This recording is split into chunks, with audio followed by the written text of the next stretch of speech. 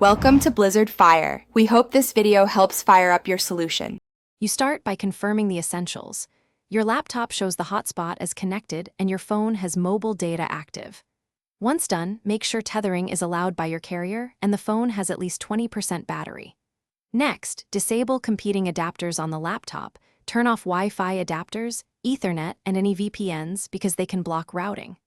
Now open the phone hotspot settings, note the SSID and password, and verify the band. 4 GHz versus 5 GHz. Choose 2. 4 for better compatibility. Now dive into laptop network settings to restore traffic. First, renew the IP lease. Run ipconfig/release, then ipconfig/renew, or use network reset if available. This forces a fresh address. Then open Device Manager and update the wireless adapter driver. If the issue started after an update, roll back or reinstall the driver to fix regression.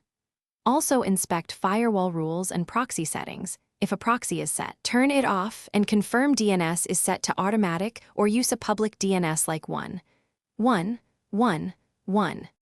To finish, validate connectivity and pinpoint the failure. Test by pinging 8.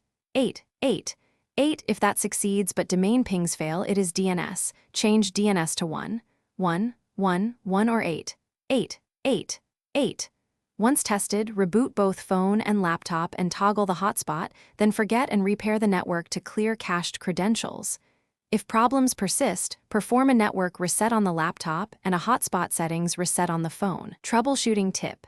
If you still have no internet, capture logs and